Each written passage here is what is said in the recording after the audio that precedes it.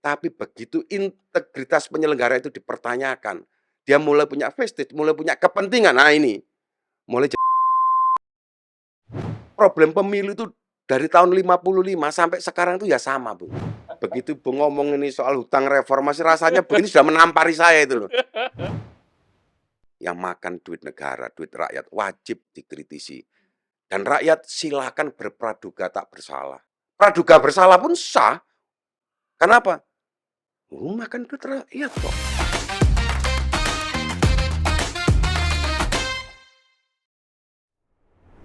Salam Pancasila.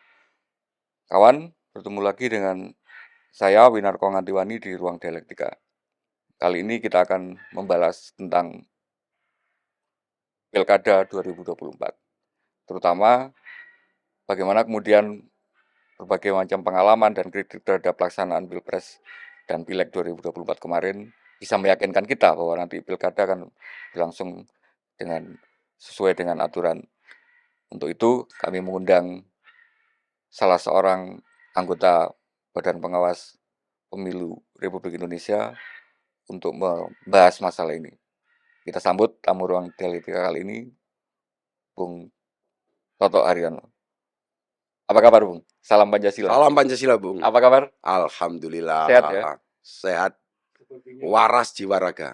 Sepertinya segar sekali pagi ini. Alhamdulillah. Saya sudah pernah ketemu dengan Bung Toto ini cukup lama, tapi mungkin Bung lupa ya, karena mungkin saya dari orang daerah, jadi sepertinya apa istilahnya, agak miss gitu ya, komunikasi gitu ya. Padahal taunya dulu waktu di daerah sama-sama beraktivitas di kegiatan yang hampir sama gitu. Saya ini kan bahasa Jawanya ndas mek sak kepok. Tentu ya ada lupanya, Ada tapi lupanya, iya. spirit yang dipancarkan Bung Win ini kan menyatu dengan frekuensinya itu loh. Mudah-mudahan. Bahwa tidak terlepas Bung Win ini salah satu aktivis yang saya kenal dulu itu loh. Yang sangat progresif di zamannya. Karena itu saya Gitu loh. kemudian berharap bahwa Ruang Dialektika kali ini bisa agak lebih terbuka, agak lebih belak-belakan gitu ya ngomongnya, karena kemudian ada banyak hal yang memang terutama kalau dari saya sendiri ingin ditanyakan terkait dengan penyelenggaraan pilkada nanti ini, Bu. Nggak apa-apa ya? Yo santai aja kita. Los ya. Semuanya kan terbuka, tidak ada yang Republik ini harus kita biasakan terbuka, transparansi. Terima kasih, Bung. Semangatnya sepertinya masih sama. Saya mulai dengan keputusan Dewan Kehormatan Penyelenggara Pemilu kemarin terkait dengan pelanggaran, saya nggak tahu nyebutnya pelanggaran etik atau apa ya, karena kemudian ini sepertinya pelanggaran yang kesekian, dan setelah kemarin banyak dikritik, ada sanksi kok, teguran yang terakhir kok sampai beberapa kali gitu. Kemarin sudah benar-benar yang terakhir kali, karena kemudian Ketua KPU harus melepaskan jabatannya dengan tidak hormat sepertinya, karena kemudian pelanggaran yang dilakukan. Bagaimana mungkin ini bisa diceritakan sampai keputusan bahwa pelanggaran kemarin itu merupakan pelanggaran yang dirasa cukup berat? Terlepas dari apapun, saya selalu melihat bahwa sahabat saya, Hasyim Asy'ari, Ketua KPU itu orang baik. Itu harus digarisbawahi. Bahwa beliau itu adalah orang baik, yang pertama. Yang kedua, tentu tidak dalam kapasitas saya untuk menilai putusan DKPP. Karena ada giumnya kan, putusan hakim itu walaupun salah harus dianggap benar. Dan saya tidak menilai itu. Itu maka apa yang diputuskan DKPP harus dianggap benar. Dan DKPP harus memutuskan apa yang harus diputuskan. Dan wajib rakyat Indonesia ini menghormati putusan DKPP. Karena apa? Ini Republik ini kan negara hukum. Orang boleh berdinamika, berdialektika, berbeda pendapat. Sah. Di Republik yang berdasarkan sah. Tapi harus ada lembaga pemutusnya. Siapa lembaga pemutus? Ya pengadilan, Bung. Apa yang sudah diputus wajib untuk dihormati. Karena itu ada proses berjenjang dalam proses penegakan hukum. Karena itu apapun yang diputuskan di KPU, putusan yang terbaik. Karena dia mewakili negara. Negara sudah memberikan kewenangan. Dan itu sebaiknya memang seperti itu. Negara itu fasilitator. Apa yang diputuskan oleh lembaga negara, itulah sebagai lembaga pemutus. Tidak puas silakan mencari jalan keadilan terhadap lembaga negara yang lain. Karena lebih baik membebaskan 1000 1000 orang orang yang tidak bersalah bersalah. daripada menghukum 1 orang Iya iya. bersalah. Ada gium ini. Tapi kalau sudah diputuskan, wajib untuk dihormati. Dan Hasyim orang baik. Apa kemudian dampaknya dengan seorang ketua KPU yang itu kemudian hari ini masih kita proses penyelenggaraan pemilihan umum karena nanti pilkada masih terhadap kemudian kepercayaan orang terhadap integritas lembaga ini dengan kemudian ketuanya disanksi seperti itu, Bung. Ini Tentu kan rasanya belum pernah terjadi kan di tengah proses seperti ini kemudian di KPP itu banyak memecat orang. Dengan segala variabelnya. Di KPP itu banyak. tapi ketua kan belum pernah, ketua KPU-nya. Ketua KPU-nya ada. Ketua penyelenggara di tingkat daerah ada. Diberhentikan dari jabatannya, diberhentikan dari anggota ada. Kalau kita bisa nanti perdata bisa dilihat. Artinya harus kita maknai, negara itu kuat. Negara itu sudah menyediakan perangkatnya dalam bahasa sekarang, software dan hardware-nya itu sudah ada. Kalau software-nya ada yang dicabut, tentu ini tidak akan mati. Karena proses dialektika dalam kelembagaan negara itu sudah terjadi. Karena itu negara harus kuat. Jangan sampai kita tergantung pada personal, itu yang tidak boleh. Jangan pernah bergantung pada personal, bergantunglah pada sistem, pada ideologi. Ini ada jalan kekuasaan, ini jalan ideologi. Pada titik tertentu, ideologi memanfaatkan kekuasaan. Atau kekuasaan memanfaatkan ideologi. Selemah-lemahnya iman, ya kita harus ikut ideologi. Dengan catatan, kalau kamu ikut ideologi, kamu berjalan di jalan yang sepi.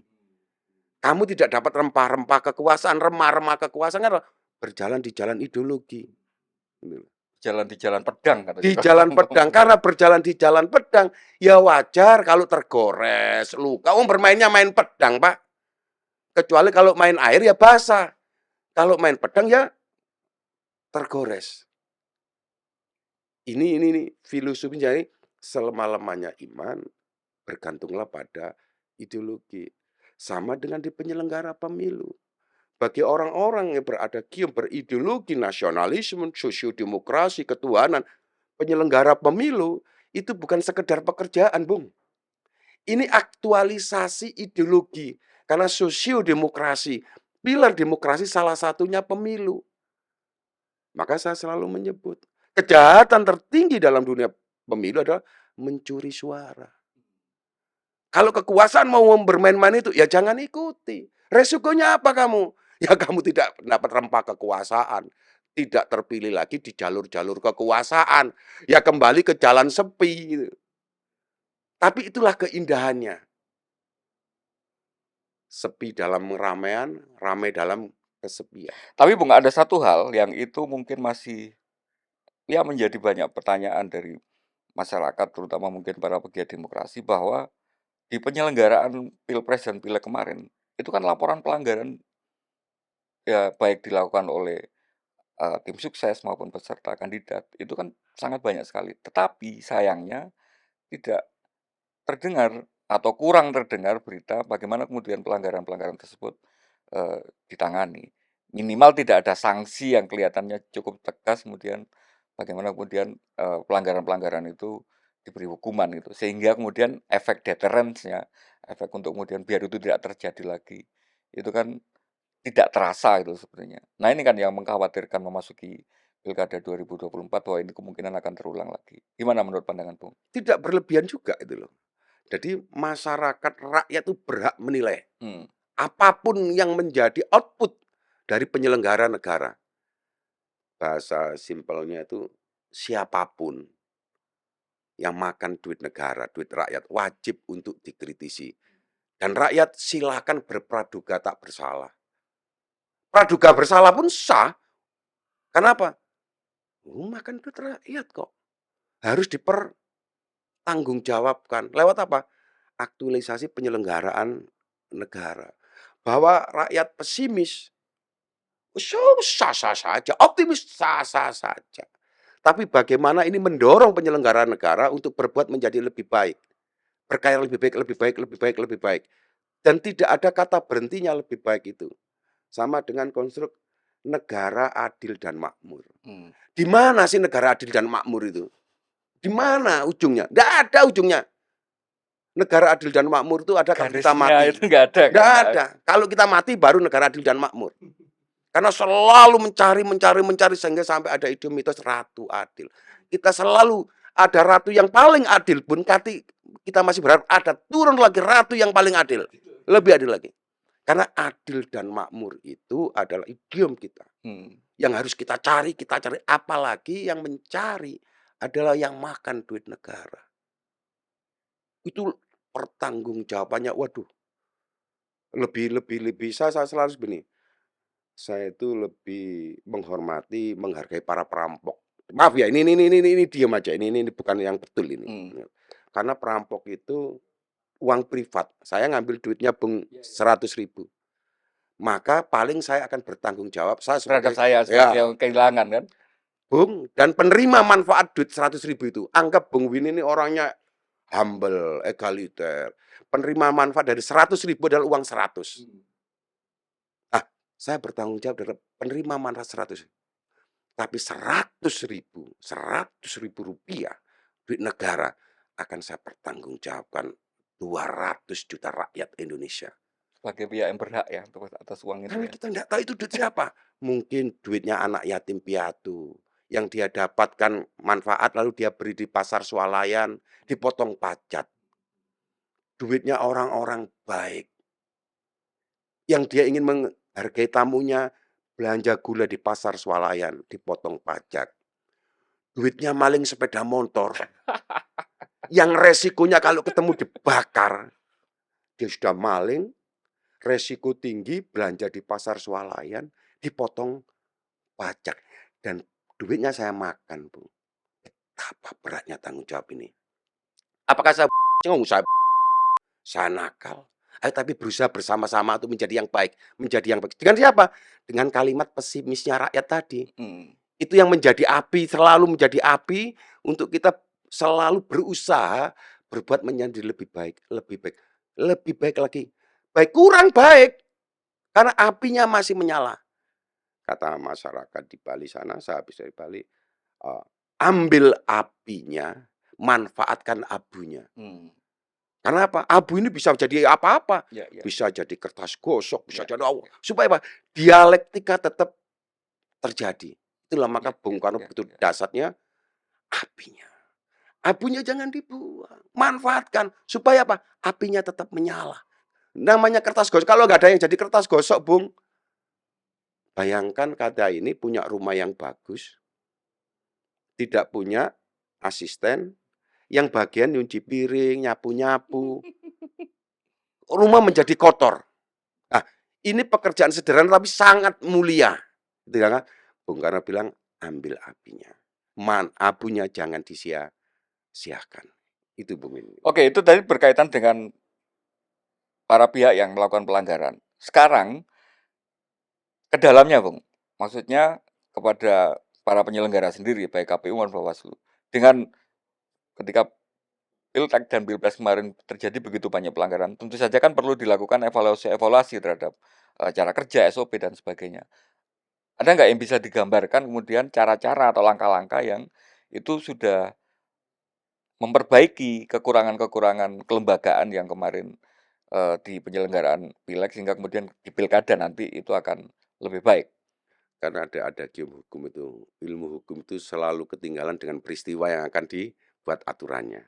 Nah, kita sedang memperbaiki itu, Bung.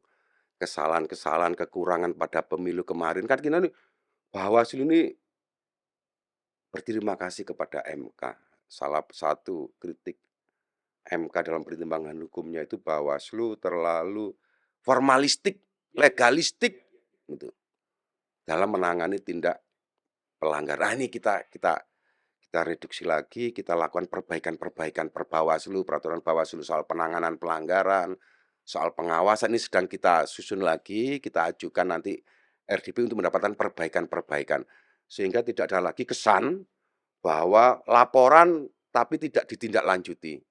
Karena tidak memenuhi syarat formil dan syarat materialnya. Jadi secara aturan sudah benar. Aturannya benar karena memang aturannya seperti itu gitu. Bahwa kalau tidak memenuhi syarat formil material, maka ini dikembalikan. Tapi ini sekarang enggak. kita akan rubah itu syarat material, ada kemauan untuk memperbaiki lagi. Nah, ini kita rubah undang-undangnya ini. Kita mau peraturannya, kita lakukan lagi sehingga setiap orang yang mencari keadilan akan terfasilitasi, akan mendapatkan hak konstitusinya kembali. Minimal dia merasa, oh, pelanggaran laporan saya sudah ditangani. Nah, kita sedang mengajukan menyusun perubahan peraturan Perbawaslu yang sudah kita ajukan untuk mendapatkan masukan-masukan dari Komisi 2 untuk perbaikan penanganan pelanggaran di pemilihan kepala daerah serentak nanti, Bung. Karena kemudian memang dengan masukan dari MK, saya pikir itu bukan hanya sekedar catatan, karena di dissenting opinion dari 3 hakim agung itu memang dinyatakan kan, kalau logik hukumnya kan berarti kalau itu dimasukkan di dissenting opinion itu berarti kan bagian dari keputusan hukum itu sendiri gitu. Bahwa kemudian ketika keputusannya itu menyatakan tidak bersalah, tapi 3 hakim itu menyatakan ada salah satunya, kelemahan dari cara berpikirnya Bawaslu tadi. Ada memang kemudian dengan berpikir yang formalistik dengan legalistik tadi, seolah-olah setiap tahapan asalkan sudah terlewati, nggak ada masalah, tahapan berikutnya berarti tahapan yang tadi sudah dilewati itu sudah nggak bisa diotak-atik lagi gitu. Nah, problemnya kemudian misalnya di Pilpres sama Pileg kemarin, sebelum pemilu, sebelum penyelenggaraan, Bawaslu sendiri merilis ada 3.000 sekian kasus gitu ya. Tapi kan kemudian tidak tersampaikan secara baik ke publik bagaimana penyelesaian terhadap 3.000 sekian kasus tadi di tahapan berikutnya. Sehingga kan masih muncul bahwa image bahwa ya ini kasus-kasus ini masih terjadi loh, nggak ada sanksi gitu. Menanggapi yang seperti itu gimana, Bu? Saya katakan tadi, kita sudah kadang-kadang gini, kelemahan kita itu press release-nya ya. Jadi banyak hal-hal yang sudah kita lakukan. Jadi tidak mungkin ada laporan yang tidak kita indahkan. Setiap laporan pasti kita indahkan sesuai dengan peraturan dan perundang-undang dan sesuai juknis. Lalu kalau tidak puas, dilarikanlah ke DKPP. Dan kita mengalami itu. Mhm, Kita dilaporkan DKPP dan dinyatakan bersalah. mhm, Sebelum putusan Mahkamah Konstitusi itu kita sudah ada juga putusan dari DKPP bahwa cara penanganan pelanggaran kita itu melanggar etik. mhm, Hukumnya tidak salah, aturannya norma tidak dilanggar, tapi ada etika profesionalisme yang kita lewati. mhm, Maka tidak salah juga. Maka MK memberikan catatan, perintah, kan kita Mahkamah Konstitusi kan dewa tertinggi, Bung. Jadi apa yang difatwakan dalam tanda petik oleh mahkamah, kita wajib untuk mentaatinya sebelum kita dicap sebagai pelanggar konstitusi. Itu berat. Nah, karena itu kita melakukan reduksi. Kita melakukan perbaikan-perbaikan. Yang salah satunya tadi kita ada perubahan juknis bahwa temuan syarat material, syarat formil akan menjadikan temuan kita, akan kita tindak lanjuti. Yang sebelumnya ya sudah. Nah, ini menjadi catatan. Nah, ini kita indahkan, sungguh-sungguh kita indahkan. Karena kita juga mendapat sanksi dari DKPP dan kita menghormati putusan DKPP itu, akhirnya kita melakukan perbaikan-perbaikan, Bung. Dan insya Allah dengan api pesimis yang dari Bung sampaikan oleh masyarakat, yang di-capture oleh Bung, sebagai masyarakat ngomong, "Oh, Bawaslu ini kurang ini." Maka ada pesimisme.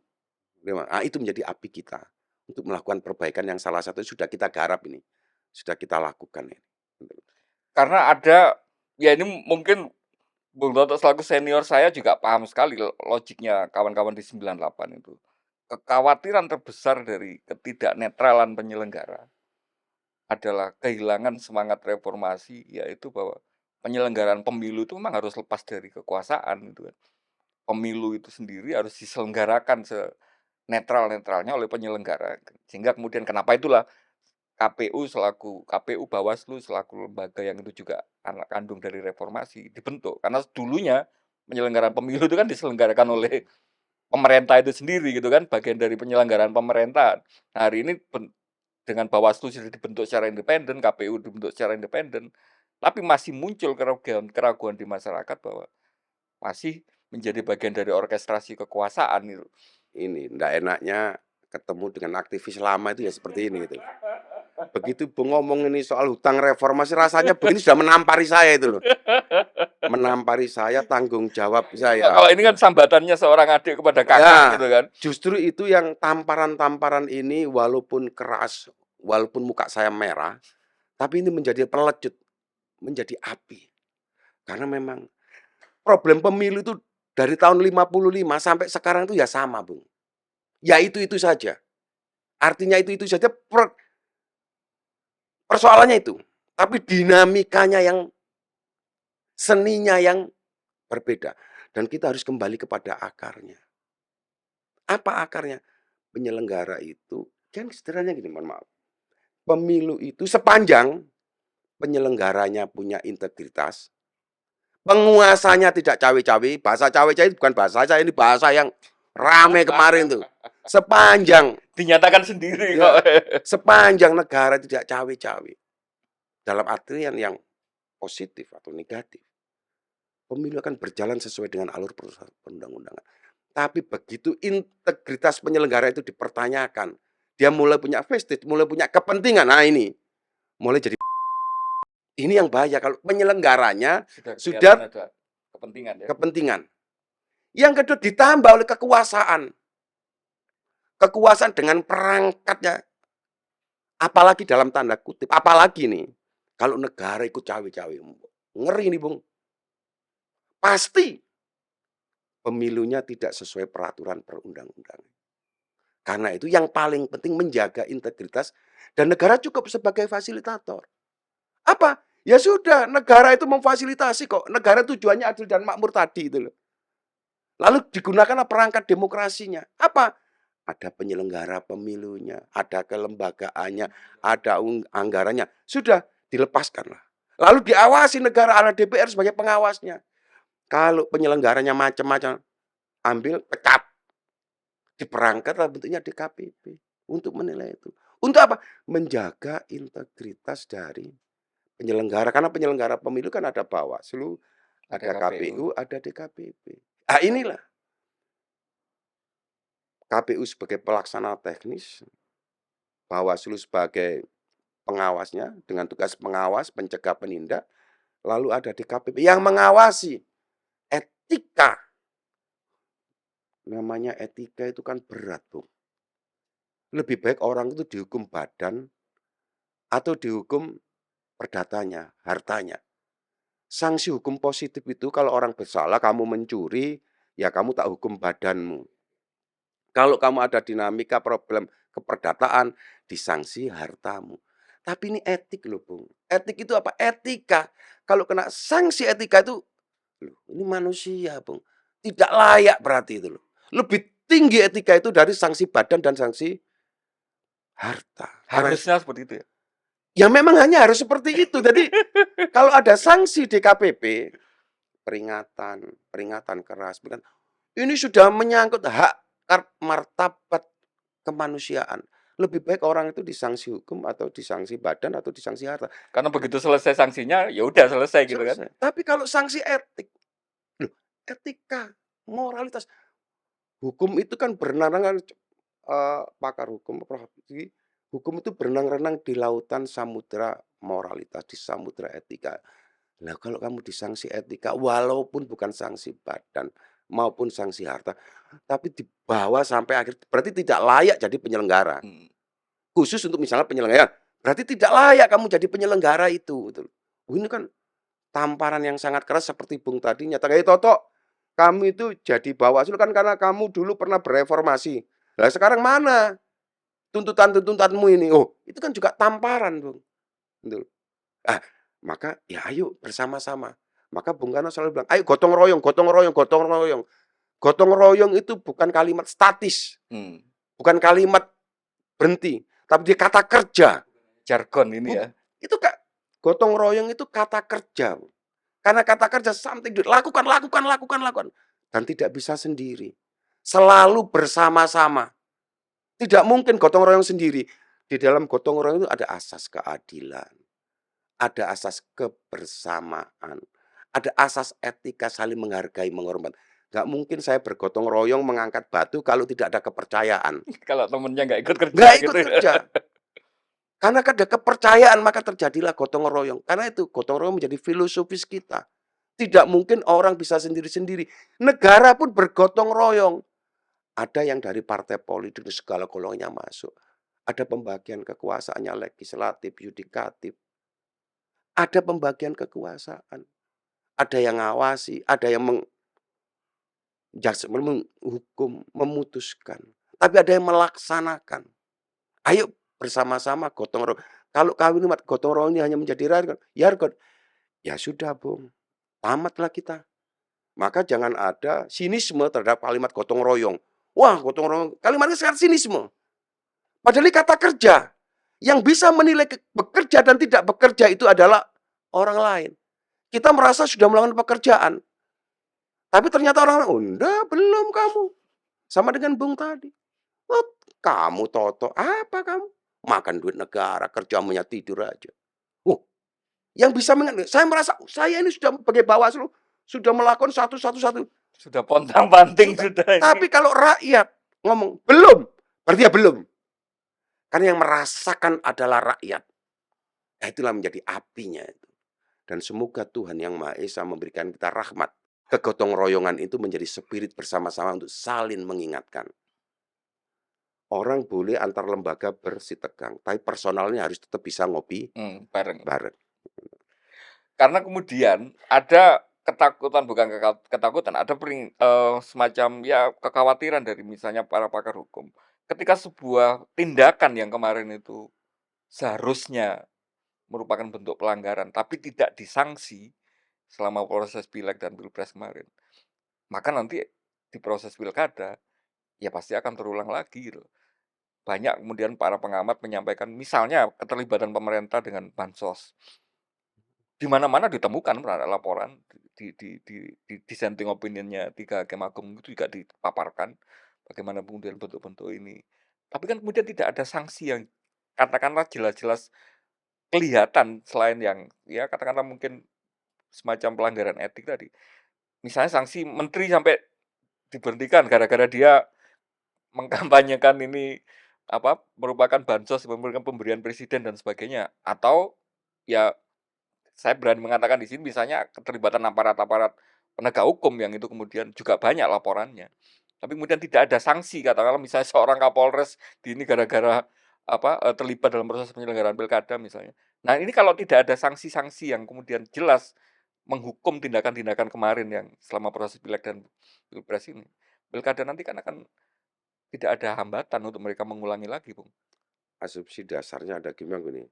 Siapapun yang berkuasa, siapapun yang bersenjata dan sepatu harus wajib untuk dikritisi. Wajib untuk dikritisi.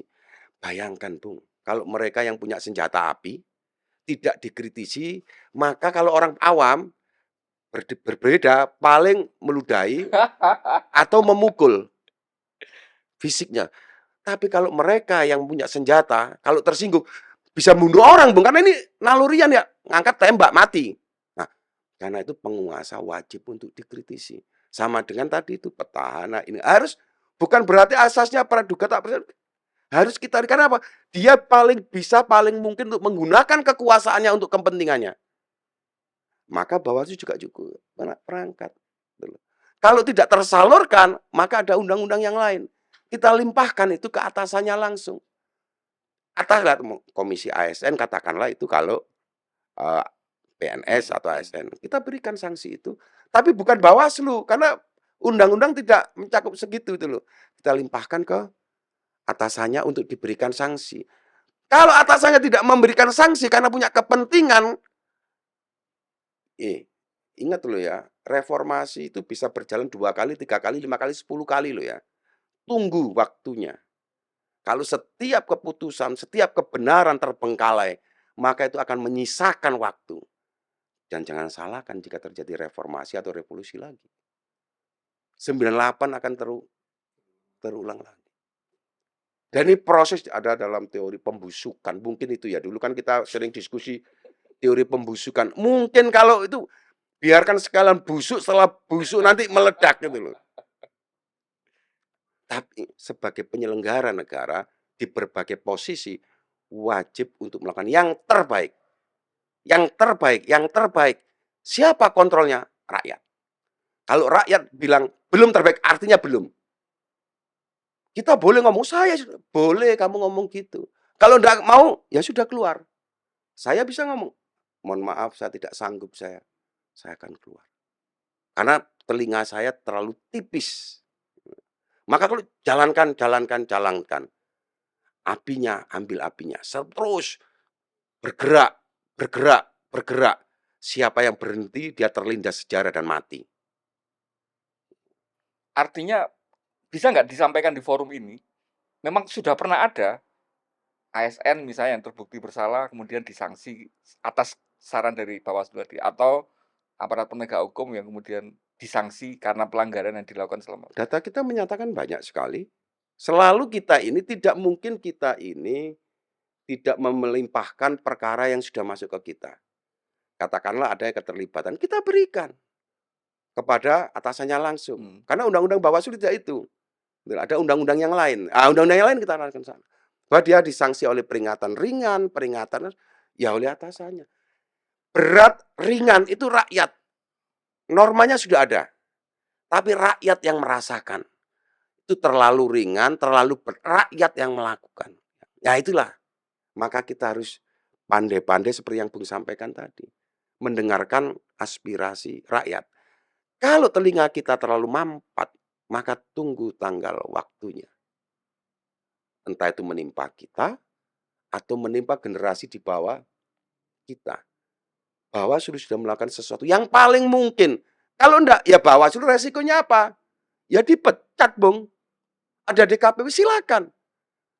Rakyat, masyarakat melaporkan tindakan penyelenggara pemilu yang kurang patut untuk di DKPP-kan. DKPP sebagai benteng terakhir. Karena dia menjangkau melampaui normanya. Apa? Karena dia samudra etika, samudra moral. Kalau enggak, sanksi tertingginya adalah diberhentikan. Dan sanksi DKPP, sanksi etika itu lebih berat dari sanksi badan dan. Berarti kalau beneran itu sudah terjadi dan banyak sudah dilakukan penanganan, problemnya sepertinya komunikasi publiknya, Bung.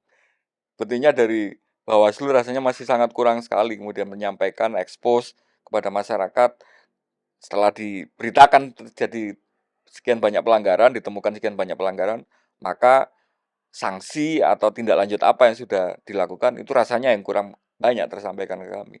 Karena misalnya kalau itu disampaikan dengan baik, katakanlah memang tidak disanksi langsung oleh Bawaslu karena Bung tadi sampaikan ada kewenangan perundang-undangan dari lembaganya masing-masing yang mengatur. Tapi kalau misalnya bisa dipilah informasi misalnya, oh sudah pernah disampaikan ini ke instansi aparat penegak hukumnya, ke atasan langsungnya, tapi tidak ada tindak lanjut, atau misalnya ke kepala daerah karena ada ASN di Pemda yang kemudian terlibat, tapi tidak ada tindak lanjut. Itu kan problemnya sudah bukan lagi di penyelenggara, tetapi di lembaga-lembaga yang terkait tadi, sehingga publik bisa melakukan pengawasan yang lebih lanjut soal itu.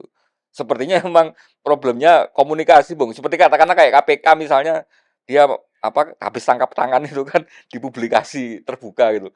Bawaslu kayaknya harus melakukan hal seperti itu. Mungkin juga dengan segala hormat, di periode Bawaslu ini pernah mengirimkan surat himbauan kepada Presiden. Yang mungkin itu belum pernah dilakukan oleh Bawaslu sebelumnya. Apa isinya, Bung? Isinya adalah meminta Presiden untuk menegakkan peraturan perundang-undangan terhadap perangkatnya yang melanggar undang-undang. Dan itu jelas apa saja atau siapa saja pelakunya yang kita secara umum. Tapi himbauannya kepada Presiden loh. Presiden dihimbau oleh Bawaslu. Dan itu sudah kita berikan. Karena apa? Kita tidak mungkin menjangkau tindakan pelanggaran yang remang-remang. Hukum itu kan hitam putih, Bung. Yang remang-remang ini kan tugasnya penguasa itu loh. Untuk menerangkan, menjelaskan lewat sanksi-sanksi yang itu tadi yang melampaui normanya. Dan kita sudah berikan himbauan itu ke Presiden. Surat resmi terhadap peristiwa-peristiwa pelanggaran yang itu masih abu-abu. Hei, bahasa sarkasnya itu. Hei, Pak penguasa, itu loh aparatmu. Main-main. Tolong tertibkan. Itu kalau bahasa yang paling buruk itu loh. Saya tidak berani mengatakan seperti itu, Bung. Karena saya sangat hormat kepada para penguasa. Yang kita hormati adalah tindakannya. Yang kita lawan adalah tindakannya. Yang tetap Pak, negara ini harus kita hormati Pak, penguasa itu Pak. Kalau tidak itu maka tidak ada klaster rakyat dan penguasa. Tapi kita kritisi tindakannya. Boleh orang berbeda pendapat, Tapi hak kemanusiaannya harus tetap. Saya berbeda pendapat dengan Bung, silakan. Saya laporkan ke pengadilan, silakan. Tapi kalau saya nggak punya rokok, karena saya doyan rokok, ya Bung Win wajib untuk memberikan saya rokok. Walaupun terjadi perbedaan pertentangan pendapat. Iya ya, Personalnya harus itu tetap. kan dicontohkan Nih, para pendiri bangsa kita. bangsa kita itu Bung Bapak-bapak Karno, pendiri kita. Singodemejo. Kalau ada perbedaan pendapat, ya makan pecelnya habis di parlemen berdinamika keras, pulang sepedaan bareng, makan nasi pecel bareng. Ah, ini kan contoh-contoh founding fathers kita. Gitu. Yang itu harus kita teladani. Bahwa orang boleh berbeda pendapat, tapi hak kemanusiaan harus tetap dijaga, persaudaranya tetap. Kalau tidak, ya berarti kualitas kemanusiaannya, kan gitu. Nah, di sini yang kemudian ini menjadi juga banyak apa istilahnya kekhawatiran dari masyarakat dan juga banyak pengamat hukum juga menyampaikan menjadi masalah utama dari penyelenggaraan pemilu dan pileg kemarin. Karena kemudian harusnya ketika tadi penguasa yang dipersonifikasi oleh seorang presiden ini menjadi pihak penyelenggara yang paling netral, kemarin kan anaknya maju, Bung. Dan itu hampir nggak ada orang yang nggak percaya kemudian tidak dalam tanda petik cawe-cawe tadi.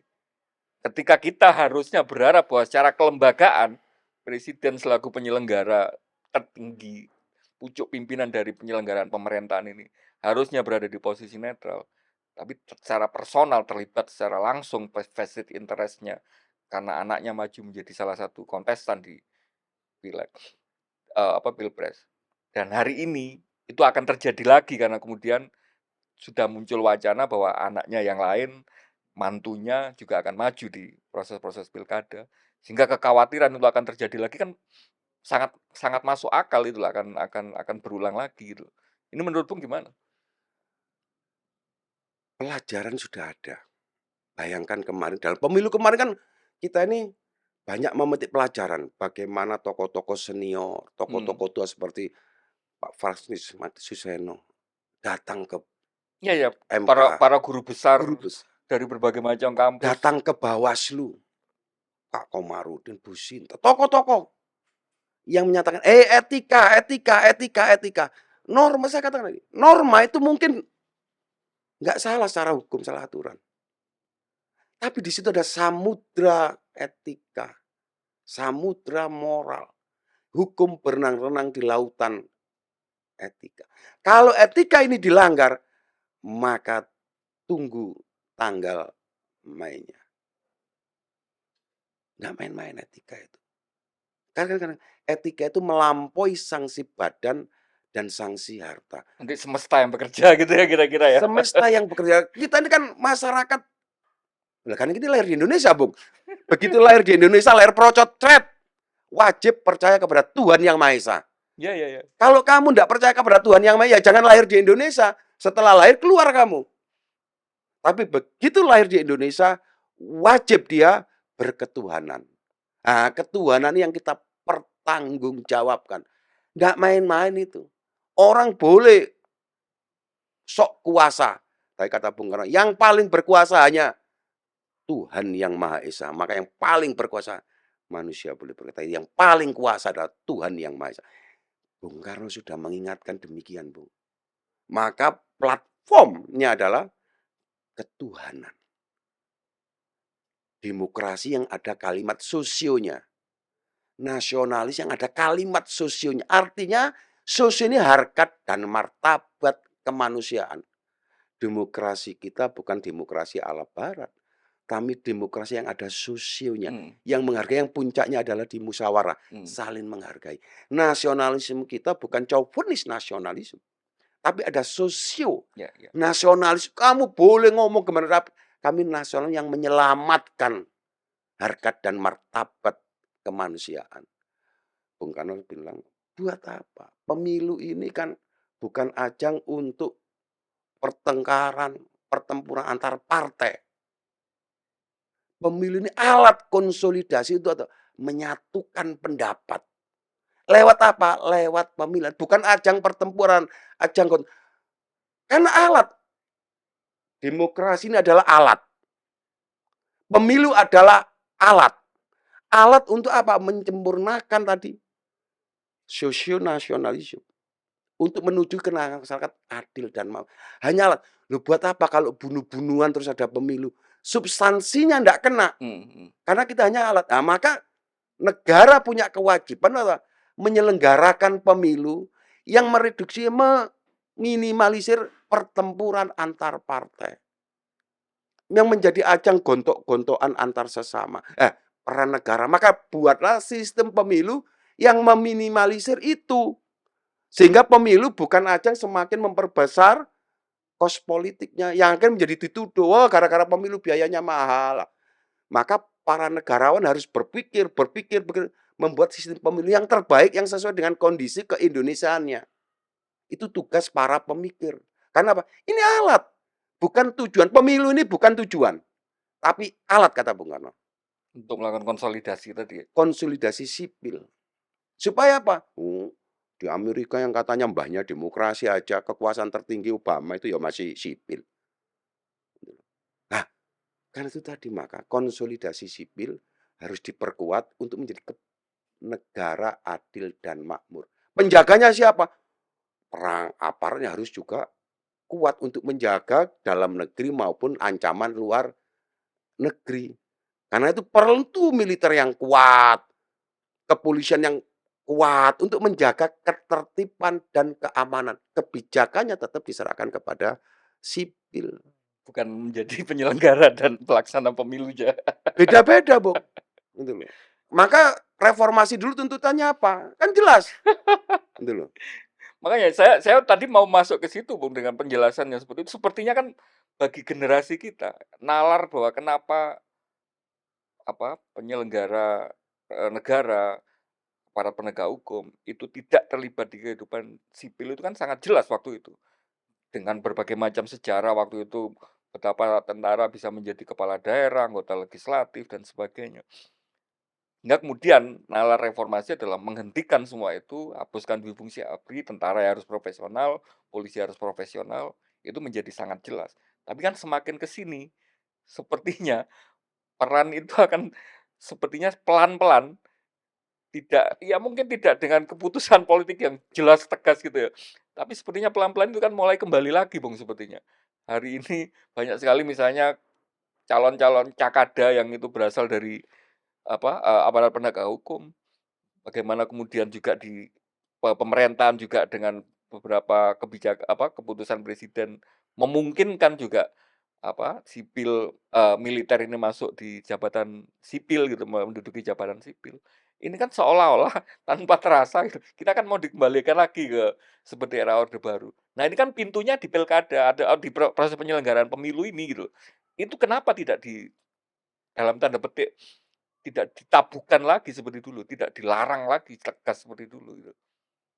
Amanat undang-undang itu jelas, mengawasi netralitas TNI Polri itu alamat undang-undang. Pada Bawaslu, mengawasi netralitas TNI Polri dan PNS yang tidak boleh menggunakan, bahkan di undang-undang itu disebutkan kepala daerah itu tidak boleh membuat kebijakan 6 bulan untuk Ya, rotasi. kebijakan strategis Ya, gitu ya. tidak boleh membuat 6 bulan program yang itu nanti akan berimplikasi terhadap netralitas TNI Polri. Siapa penjaganya? Penjaganya ada itu di DPR itu. Yang meresahkan undang-undang. Kalau negara sudah ngomong, ya kembali. Rakyat hanya bisa mengelus dada. Kenapa negara? Negara itu yang membuat undang-undang adalah pemerintah dan legislatif. Ada pepatah, keledai itu tidak mau terantuk 2 kali. Pelajaran sudah membuktikan, dulu 32 tahun, sehingga ada aparat yang posisinya sangat amat kuat, ternyata demokrasi tidak berjalan. Lahirlah reformasi dengan kajian-kajiannya. Saya tidak mengatakan itu. Kajian-kajian menyatakan kekuatan sosok itu akan mengakibatkan reformasi. Lalu tuntutannya jelas. Ada pemilu, ada mengadili fungsi. Sehingga lahirlah KPK, lahirlah Bawaslu, lahirlah MK. dan sebagainya. Kalau nanti ini berubah warna, rakyat akan menuntut. Tapi sebelum rakyat menuntut, Rakyat punya wakil di DPR sana. Palang pintunya di sana, tanggung jawabnya ada di sana. Lagi-lagi gotong royong tadi harusnya gitu ya. Maka perlunya Fungsi-fungsi gotong royong. harus berjalan tadi ya. Juga jangan hanya menisbahkan pada legislatif. Legislatif juga berasal dari rakyat. Rakyatnya bagaimana? Apakah milih habitatnya memang menghendaki kembali lagi? Oh, cerminannya ada nanti. Naturnya, alamnya akan. Kalau memang kita sudah rindu terhadap kekuasaan yang bersenjata, ya bisa terjadi. Apakah rakyat memang menghendaki itu? Jangan-jangan seperti itu gitu ya. Tanpa disadari misalnya, sepertinya selama ini pemerintah ada yang salah berarti dalam pendidikan politik kita. Maka jangan salahkan satu pintu. Di sini banyak pintu. Ayo kita kritisi, ayo bareng-bareng. Jangan sampai keledai itu terantuk 2 kali. Keledai pun lebih tidak mau. Apalagi kita. Yang katanya masyarakat berpikir, masyarakat merdeka. Artinya merdeka kan pikirannya yang merdeka ini itu loh. Terbuka terhadap koreksi dan terbuka melihat ke belakang historiknya. Kalau ternyata sejarah itu tidak membuat kita tersadarkan, Tuhan ora sari, Gusti Allah ora sari. Tentu dengan hukum-hukum dialektikanya. Ada prosesnya. Tidak ada sesuatu itu sekonyong-konyong, tiba-tiba tidak ada. Maka semuanya by design. Selalu ada desain. Nah, siapa yang punya desain? Ya mereka-mereka yang punya kewenangan. Tapi jangan sewenang-wenang. Kalau sewenang-wenang, walaupun normanya terlanggar, ada etikanya. Saluran-salurannya kan sudah ada sebenarnya, Bung. Tinggal, ayo gotong royong bersama-sama. Sehingga jangan jadikan jargon. Kan ada sebagian orang ngomong, gotong royong itu udah lama ya. Loh, tapi itu api itu. Filosofis. menarik sekali Bung, karena itu peringatan yang hampir sama kemarin sampaikan Prof. Mahfud. Ketika sanksi moral ini dianggap sepele, maka nanti takutnya semesta bekerja gitu ya. Bahasanya Prof. Mahfud kemarin ada operasi sesar gitu ya, karena kemudian memang akan menemukan jalan sendiri keadilannya. Tapi karena waktu kita terbatas, saya akan langsung ke poin yang terakhir Bung, yaitu Bung tadi menyampaikan bahwa kejahatan tertinggi dalam proses pemilihan umum adalah pencurian suara. Dan hari ini kemudian dengan apa yang terjadi di Pileg dan di Pilpres kemarin, sepertinya praktek-praktek money politik itu sedemikian menggejala, sedemikian meluas Bung, sehingga kemudian hampir semua pihak menyatakan bahwa biaya politik kita ini sudah sangat tinggi, sudah terlalu tinggi bahkan, hingga kemudian membawa dampak-dampak ikutannya. Ada nggak perhatian khusus atau upaya khusus yang sudah dilakukan oleh teman-teman penyelenggara, khususnya Bawaslu dalam hal ini, untuk mengantisipasi atau meminimalkan lah minimal terjadinya pelanggaran money politik ini, Bung? Bawaslu itu adalah pelaksana undang-undang. Kita tunduk dan patuh terhadap undang-undang. Undang-undang yang saya katakan tadi, bahwa upaya politik uang itu setiap orang yang ditanyakan, itu pasti akan ngomong, pemilu ini biayanya mahal. Ada money politik, ada politik uang. Apa yang dilakukan Bawaslu? Bawaslu sudah berupaya semaksimal mungkin. Tapi kadang-kadang undang-undang yang tidak menyangkut. Karena politik uang itu hanya ada di 3 terminologi. Satu, saat kampanye, saat masa tenang, sangat pungut hitung. Di luar itu adalah tidak bisa dijerat. Yang pertama. Yang kedua, pelaksana tim kampanye. Barang siapanya tidak. Setiap orangnya hanya saat pemungutan suara. Sementara ini berjalan sebelumnya. Tapi ingat, di undang-undang pilkada ini setiap orang. Jadi pemberi dan penerima itu akan kena. Seperti narkoba gitu ya berarti ya? Pemberi dan penerima. Nah, kita akan berusaha semaksimal mungkin. Tapi sekali lagi, Bawaslu tidak bisa berdiri sendiri tanpa bantuan masyarakat, tanpa bantuan pegiat pemilu. Maka saya ini amat sangat hormat terhadap pegiat-pegiat pemilu. Yang mereka tidak dibayar negara, tapi mereka menyuarakan tentang pentingnya pemilu yang lebih baik. Apakah sistem pemilu sekarang ini menjadi lebih baik? Tentu belum, tentu. Pemilu yang berongkos tinggi dengan sistem proporsional terbuka. Ayo kita kaji, apakah sudah benar sistem pemilu ini? Sehingga tidak ada lagi muncul waktu RDP sampai ada anggota dewan yang menyatakan, "Sudah, biarkan aja politik uang itu." Daripada ini kan jangan dilihat kalimat sederhana ini. Ini kalimat yang berasal dari pengalaman pribadi. Ini anggota dewan loh, Bung, ini Bung ngomong ini. Artinya ini kan tusukan yang sangat keras kepada kita semua yang punya kewenangan undang-undang untuk memformulasikan pemilu yang lebih baik sehingga tidak muncul kalimat, "Ayo, politik uang sahkan saja, legalkan saja." Ini ngeri nih.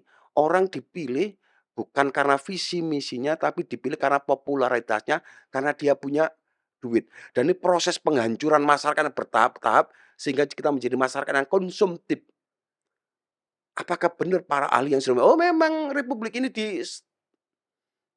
dibuat untuk menjadi kelas menengah, ke atas tidak bisa, ke bawah tidak bisa, supaya apa? Konsumtifnya tetap tinggi. Nah, apakah kita mau keluar dari keterkungkungan ini atau kita nyaman di keterkungkungan ini? Apakah pemilu kita, sistem pemilu ini nyaman di zona ini atau kita mau berubah? Masih ada waktu, Bung. Ya kita serahkan pada mereka yang sudah terpilih tadi dan masyarakat untuk bergotong royong menguatkan sistem kepartaian kita. Karena jelas amanatnya. Mau partai yang kuat, apa personal yang kuat? Silakan, Bawaslu, apapun sistemnya, apapun peraturannya, kita wajib melaksanakan undang-undang. Kalau kita tidak melaksanakan undang-undang, DKPP sudah menunggu untuk memecat. Maka saya katakan di akhir ini, Bung Karno bilang, ayo berjuang, berjalan dengan viveri kolosu. Nyerempet-nyerempet Bahaya. bahaya. Itu kalimat yang dahsyat itu. Tapi jangan pernah berviveri kolosu terhadap Tuhan. Tapi berveri kolosulah terhadap jalan yang dikehendaki Tuhan. Apa jalan yang dikehendaki Tuhan? Itu jalan kebenaran. Maka kalimat merdeka itu menjadi mahardika. Hidup tenang atau mati. Itu merdeka itu artinya. Karena tagline kita merdeka atau mati. Kalah. Tidak ada rumusan kalah itu. Maka berveri-veri kolosulah kamu di jalan gendang dengan jalan sepi, jalan pedang. Kalau kamu memilih jalan kekuasaan, ya kamu dapat kekuasaan. Tapi ingat, ada ketuhanan yang akan menilai kamu di yaumil akhir nanti. Pertanggungjawaban terhadap Tuhan yang Maha Esa. Karena memang platform ideologinya seperti itu. Biar menjadi highlight, berarti di aturan penyelenggaraan pilkada, pemberi dan penerima Kena, money politik kena. bisa dijerat hukum. Bisa dijerat hukuman. Dan Bawaslu sudah menyiapkan perangkat untuk Insya melakukan Allah itu. dengan bergotong royong, ayo kita sama-sama mengurangi ongkos biaya pemilu ini menjadi lebih murah, sehingga orang tidak menyalahkan pada politik uang. Oh ya itu korup, ya karena biaya pemilunya tinggi. Jangan jadikan kambing hitam seperti itu. Ayo kita cari formula yang terbaik, ayo bekerja sama dengan Bawaslu, laporkanlah. Kalau Bawaslu tidak mengindahkan laporan, laporkan ke DKPP. DKPP sudah siap memecatnya. Terima kasih. Terima kasih Bung Toto. Sepertinya memang tidak cukup waktu untuk membahas ini secara menyeluruh. Tetapi bagi saya pribadi minimal dengan apa yang semua disampaikan oleh Bung Toto tadi, memberi sedikit secercah cahaya gitu, bahwa kemudian prospek untuk penyelenggaraan pilkada ini nanti tidak akan semuram yang seperti yang saya bayangkan. Ya minimal ada salah satu komponen penyelenggara gitu yang itu kemudian sudah melakukan beberapa perbaikan, sudah bahkan tadi misalnya yang agak progresif bahwa nantinya pemain politik uang itu baik yang memberi maupun yang menerima itu akan disanksi. Itu menurut saya juga sudah cukup menarik untuk kemudian nanti kita bisa harapkan diterapkan dengan baik, sehingga kemudian pilkada benar-benar menjadi ajang untuk mencari secara demokratis kepala-kepala daerah terbaik. Sebelum ditutup, mungkin ada yang mau disampaikan, Bung? Ambil apinya, manfaatkan abunya. Untuk Indonesia menjadi lebih baik, pemilu menjadi yang lebih baik dengan bergotong royong. Jangan serahkan kepala kita hanya kepada Bawaslu. Pemilu ini milik hajat kita bersama. Terima kasih, Bung. Mudah-mudahan nggak kapok untuk main di ruang dialektika lagi, karena saya berharap nanti di proses penyelenggaraan pilkada nanti bisa menghadirkan lagi Bung untuk kemudian memberi kita gambaran yang lebih tegas ketika nanti proses penyelenggaraan sudah berjalan gitu ya. Insya Allah dengan bersama-sama, dengan bergotong Oke. royong, kita akan menuju pemilu yang lebih baik. Terima kasih Bung atas kehadirannya. Saya pikir diskusinya sangat menarik. Kita ketemu di ruang dialektika berikutnya. Pemirsa, saya Winarko Ngantiwani undur diri. Kita bertemu di ruang dialektika berikutnya. Salam Pancasila. Salam Pancasila. Mudah-mudahan tidak terlalu kencang ya. Saya nggak ada maksud untuk menghakimi.